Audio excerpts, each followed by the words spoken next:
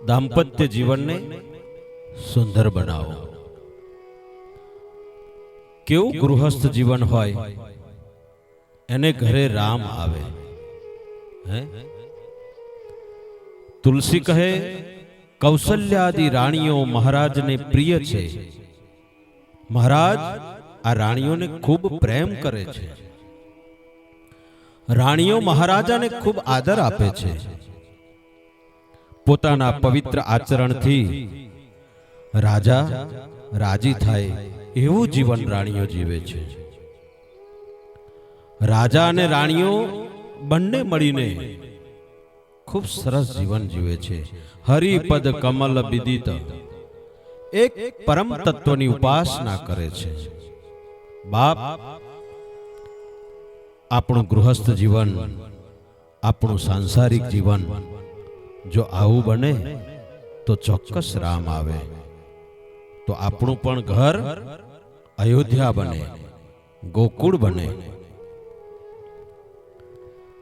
પત્ની પોતાના પતિને આદર આપે। પત્ની પોતાના પતિને કાયમ આદર આપે અને પતિ પોતાની પત્નીને પ્યાર આપે અને બંને જણા સંપીને જેને ભજતા હોય એ પ્રભુને કાયમ યાદ કરે, એને ઘરે રામ ચોક્કસ પ્રગટશે। મિત્રો, આથી વિશેષ કંઈ ગૃહસ્થ જીવનમાં કંઈ કરવાનું જ નથી। નારી હંમેશા, આપણા શાસ્ત્રકારોએ કેવલ નારી માટે જ શું કામ પુરુષને પણ કહી શકાય, હે એની અમુક ભૂખોના વર્ણન કર્યા છે। એક પક્ષની વાત નથી, બંને પક્ષની વાત છે। આ અમુક લોકોને વાસનાની જ ભૂખ હોય છે, અમુક લોકોને સગવડની ભૂખ હોય, અમુક લોકોને ધન સંગ્રહની ભૂખ હોય, અમુક લોકોને હરવા ફરવાની ભૂખ હોય છે, કોક હોય જેને જગતમાં પ્રેમની ભૂખ હોય છે।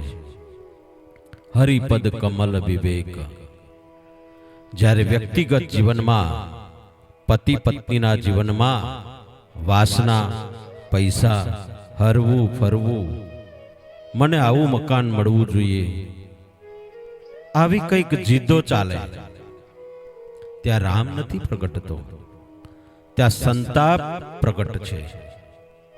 ત્યાં સંતાપ પ્રગટે છે। જહાં સુમતિ વહાં સંપત્તિ નાના, જહાં કુમતિ વહાં વિપત્તિ નિદાના। રામને પ્રગટાવવા માટે એકબીજાને આદર આપો, એકબીજાને પ્રેમ આપો।